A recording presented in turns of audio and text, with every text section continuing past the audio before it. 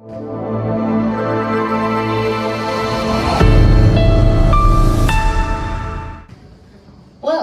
hi everybody.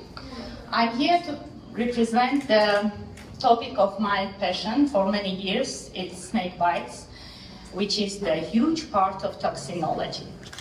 But before going ahead, I would like to clarify some linguistic issues. Why toxinology, not toxicology? Because toxinology is a part of toxicology which investigating only natural toxins, natural venoms.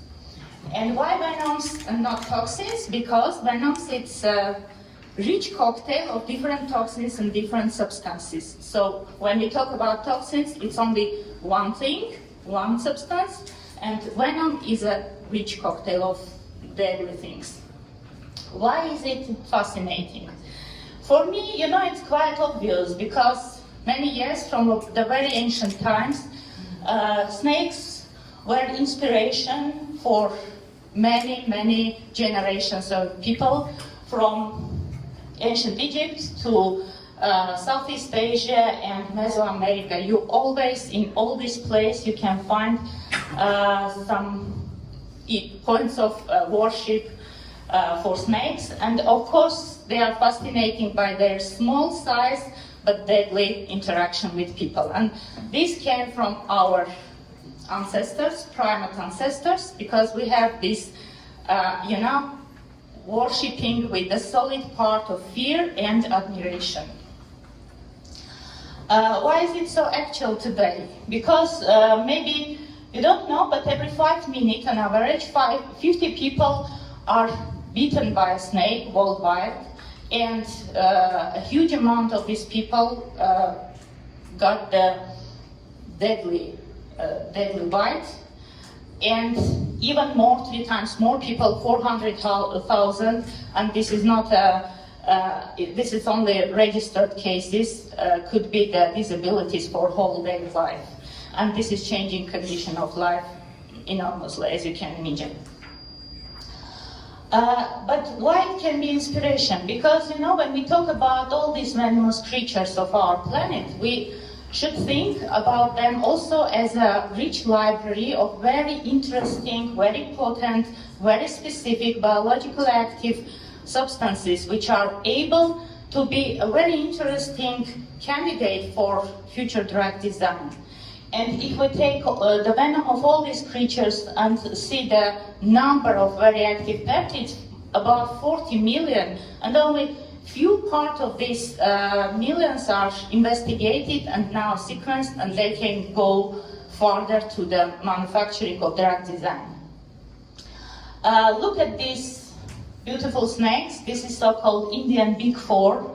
4 snakes which are terrorizing the whole country and the Southeast Asia. It's Russell's viper, Indian cobra, saw-scaled viper, and the common crab. And I would say that the most cases and most deadly cases are the work of the first one, which is Russell's viper.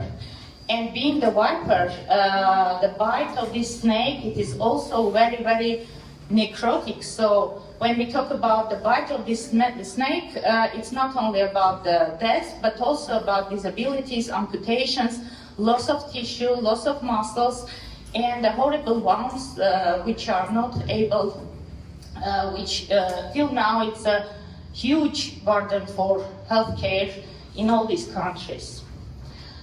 We have our own Armenian Big Four. It's not big at all. But we have only 4 venomous snakes, which are vipers, all of them. But of course, medically important, only 2 of them, the blunt-nosed viper and the Armenian rock viper, and they are not very investigated. So this is also the point of inspiration for us. The viper's venom usually consists from few families of very predominant abundant toxins. In case of so-called real vipers, which is the vipers of the old world, and the representative here you can see, they have the biggest percentage of their venom are metalloproteases, serine proteases, phospholipase A2, and disintegrins. The first three are enzymes which are very potent because they are specific, and the third and the last one, disintegrins, it's a very newly discovered blockers of the integrins, which are receptors of cell adhesion. So this is very interesting from two points of view. From one case, they have now the real toxins which can be purified very deadly, as for example, the toxins from the cobra's venom, but from other side, they are working synergistically, and their action is not 1 + 1 means 2, but 1 + 1 means 4, because they are enhancing the work of each other. But this is also very interesting to, as a question of developing of antivenom, as well as take this as a candidate for drug design. Now, why is it so interesting also as a point of investment? Until 2019, it was the drastic situation with snake bites because WHO was accepted it just as a, bad occasion, like you've broken your leg, But really, snake bites are the severe systemic problems and pathology which need the special treatment. So that's why in the May of 2019, due to work of the very dedicated group of investigators from International Society of Toxinology, in which I'm also the part of, they could work with WHO to approve strategy for prevention and control of the snakebite envenoming as a neglected tropical disease. So now snake bites are accepted as a neglected tropical disease, and due to this strategy, a big amount of investment was done by WHO for decreasing the number of snake bite cases, and especially the cases of deadly and amputations cases by 2030 on 50%. Now we are right on the middle of these steps, and the investment here is about $138 million US, which is actually not that much. But simultaneously, at the same 2019, the biggest private foundation of in health, which is Wellcome Trust, I think you all know about this foundation, they invested 80 million UK pounds for the 7-year research program to improve antivenoms and search for new treatments. This is the champion of the investments of such a big amount of money in a very narrow field of healthcare. Now, what's wrong with the antivenom? We know that it is conventional antivenoms which are widely presented in different countries. Not every country have the manufacturing of the venom because this is a very specific product. It should be developed in that place because they use the venom of the local snakes. The problem is that this antivenom was developed about 120 years ago and never developed more, never innovated, never was found something better. The problem with this antivenom that this is very specific product. You are immunizing the big animal like horses, sheep, camelids, whatever, and then you're harvesting the IgGs, which are produced by the organism of this animal. But the problem is in these harvested molecules, about 70% are not immunizing, are not neutralizing the toxins of the snake bite because we are harvesting the IgGs from the organism of horse, which the antibodies which was presented in its organism from the very beginning of their life. It could be different infections and so on and so on. So that's why every antivenom, even the best ones, they have about 60%, up to 60% of side effects, and one of the most widely known side effect is serum sickness. What else? The problem also other that IgG being a big molecule of antibody, are not able to go very much in every small capillaries in the lips. So saving life, they still are not able to neutralize the local drastic effects like necrosis. So usual way and path for administration is intravenous. In that case, when you use IgG or the second big part, FAB2, it is sometimes not possible to avoid the local tissue and muscle degeneration.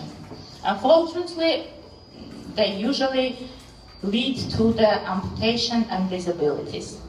For all other smaller parts of IgG, it is another problem. They are quite well able to reach any part of the organism of the body, but they have very short half-life in the organism because eliminated by the renal system. This is another problem because toxins and venom parts, they are able to circulate in the organism of human much longer than this. So sometimes you have the people, you give him treatment in clinics and he go home, and then repeating the envenomation symptoms, it became again very actual, and you should bring it back to the clinics. So for this case, of course, people are thinking about different types of innovations in the technologies. The first one, which we know now from the current immunology, is the ability to develop the monoclonal antivenoms and even the humanized ones. And with this recombinant antivenom, everybody thinks that it is very actual and it could be the right decision for this problem. But this is a problem again. As I've said already, all these components, they are very much enhancing each other. When you are trying to manufacture the recombinant antivenom, you are able to manufacturing the antibodies against few of the substances from the composition of venom. It could be 3 to 6 maximum, but you have the venom cocktail from 38, 42, up to 100 different toxins. So even if you find the most toxic one, it is not the case of the high efficacy. So that's why you can find a lot of big amount of different very good articles concerning this kind of manufacturing, but you still have not find any product on the market. This is the problem. Now, what another innovation could be here? This is the very new glance to the problem, to repurpose small molecule drugs to find lead candidates for prolonging the symptomatic and drastic effect of the snake bite. It is usually very actual because, as you can imagine, the snake bites are occur usually in the rural area, and especially for the viper venom, it is such a slogan that time is a loss of tissue. Time is tissue. So until you be able to reach some medical and clinical center, it will be already too late to treat some necrotic processes in the limbs and organism. So that's why it is very important to find some lead candidates. Especially it is very important to find some candidates which already passed the preclinical study, passed some first and second phase of the approval, and to try to repurpose it for this problem. There are a number of such kind of candidates. The idea was first from the one small group in UK, in the Liverpool School of Tropical Medicine, but now it's quite widely presented. We have also our know-how, because we do know that, for example, the blood groups could be very important in the severity of the snake bites and treatment. We use also some visualization and biophysical methodology for this, and developing, of course, our own antivenom. But with this, I would like to thank you for your attention, and I hope I was interested.